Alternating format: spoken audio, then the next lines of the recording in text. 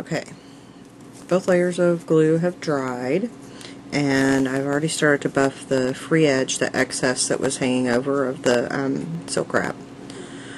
The way I do mine is I usually buff it down at first to get the majority of it off, and then I just smooth it like I would my natural nail to make it match until we're right down just about to the free edge, to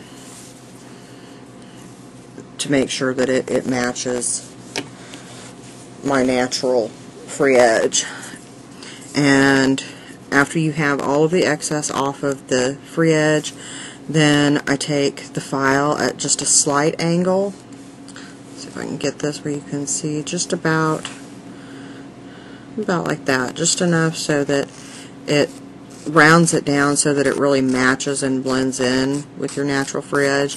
And you can do this really gently. It doesn't take any pressure at all, just enough to smooth it so that, as you can see, it really blends in and you can't tell any difference. There's no distinct line between the two.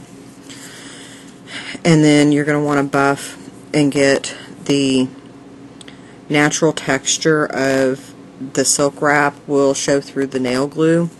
So you just want to gently buff over and kind of take that texture off, and watch for any little bumps that you might have if you didn't get the silk wrap down completely smooth, and you just want to buff that out nice and smooth.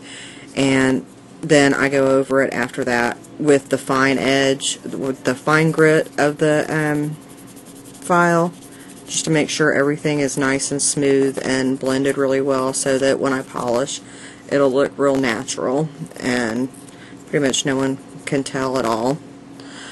And if you look, and you can see the difference in thickness from my natural nail without a silk wrap and the one with a silk wrap, it's just slightly thicker, not enough that anyone would really notice at all.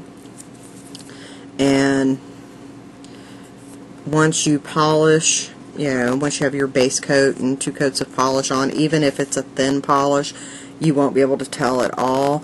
In all honesty, I do them on my mother-in-law, and she generally just wears either a sheer or clear polish over hers, and it looks like the natural nail, and you can't tell at all.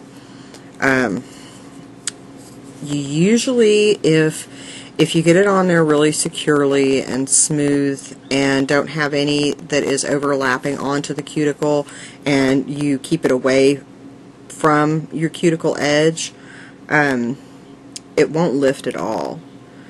I usually only have to replace a silk wrap probably every 3 weeks, and for me, depending on where it's at, if it was out here at the free edge or close to it, then 3 weeks of growth, I would probably at that point just trim it down and soak the silk wrap off with acetone. Since it's back into my nail bed, it will probably be 6 weeks or so before it's out, before it's grown out far enough that I'm willing to trim that part off, and then soak the remainder of the silk wrap off. If you do have, if you resplit it through the silk wrap, just go ahead and soak with acetone and remove the whole thing and start over. If it's a really bad tear,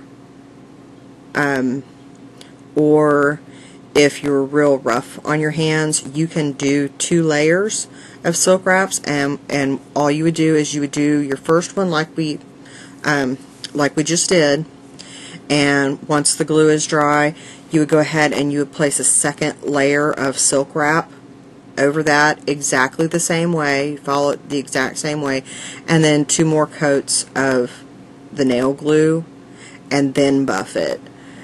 And that'll give you a little bit more thickness and a little bit more durability, so that you don't accidentally re-tear wherever it is that you have the tear. And I think I have all of it smoothed out, so really this is ready. I would just wash my hands and scrub with a soft nail brush really good to make sure that all of the extra powder is off, so that my nail polish doesn't pick that up and look odd. But that's it. It's fairly simple.